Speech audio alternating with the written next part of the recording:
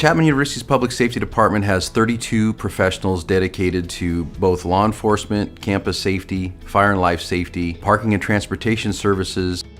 When you're trying to keep a campus safe, you really have to develop community partnerships because our communities are so diverse. If you think about it, you could be dealing with a Nobel laureate or a professor that's an expert in their field. Then you have a student, a young person that's just learning who they are for the first time. You have representation from several countries around the world. So there really is no one-size-fits-all approach. You have to develop trust, and the only way to develop trust is to work on those partnerships. You have to learn what's important to people, learn some of their cultures, and learn how to work with them in a congenial environment. Here at Chapman University, the Department of Public Safety, we prepare for any emergency prior to the emergency happening. We do this by opening up a line of communication with our local EMS provider as well as our local fire and police agencies. Preparing in advance enables us to provide the best service we can possibly provide to our students, staff, and faculty. Our training for first responders on active shooter really deals with incorporating our local jurisdiction. We work hand in hand with Orange Police Department and Orange Fire Department in conducting both large and small scale exercises that allow us to work collaboratively and then debrief from that and allow us to get better at what we're doing. Active shooter training for students, faculty, and staff really incorporates the run, hide, fight strategy that was produced by the City of Houston and endorsed by the Department of Homeland Security, in which we really stress that as adults, you have to do something. We've developed a PowerPoint-based 1-hour training session looking at how you can utilize some of the scenarios that we use in the run, hide, fight system. It also talks about the idea of strategies on how to help law enforcement, what kind of gunshot sounds like and what kind of suspect descriptions to give and what to look for in order to help that law enforcement response. You have a situation where you don't think something's right, the resources that you can go to in order for us in public safety, our psychological services and things can look at different ways to help out individuals, maybe help stop something before it happens.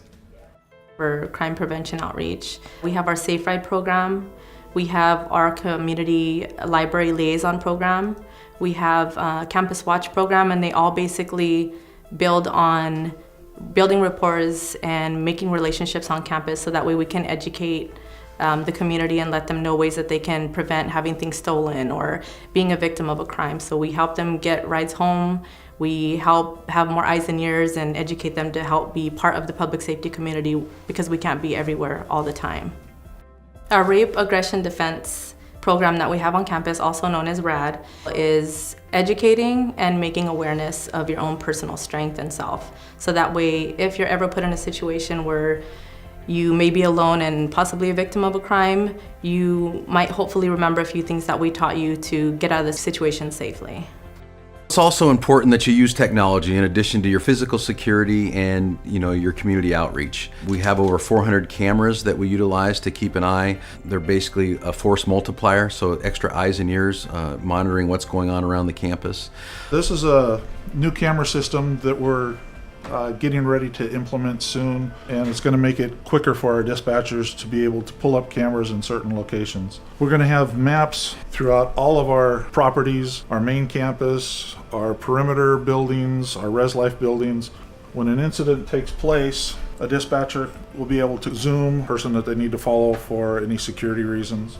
We use electronic door locks that can be locked and unlocked at a moment's notice and also provide a good door history of access of people that have gone in and out. We also have a number of intrusion alarms on campus for security, and we have a number of door alarms on campus, especially in the residential halls. So if students are propping doors, we can send an officer out to investigate and shut that door and keep it secured.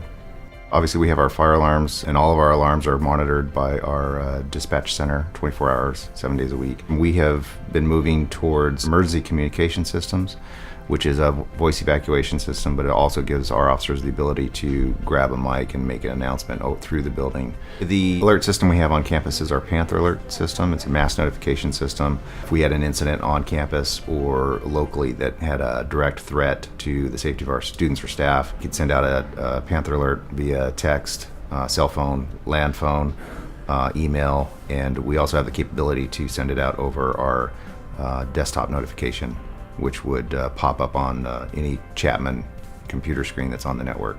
The safety app we have available is our Panther Guardian. It's free to staff and students and faculty. It allows them to set a safety timer. So if they're walking in their car at night and if they don't deactivate that timer in the specified time, then their information and their location would come up in our dispatch center. It's like having an emergency blue phone with them at all times, because they can also do a direct call to public safety, or just by hitting a button they can call 911. One of the other features on there is they can do a confidential tip. If they saw a suspicious person or package, they could take a picture of it and send that to public safety, and again it would come up with their information. We want to continue to leverage technology. We try to look at more officers, more people serving the community, more people engaging in those partnerships. 40% of our calls seem to be medical aids. We're getting a lot more medical aid calls, so maybe looking to the future of doing additional training and having some EMTs on board that can expedite response to those rather than relying on the local fire department. That's an area we may look at expanding into. We want to continue to look at what the growing trends are, problems, and get out in front of them and try to solve them.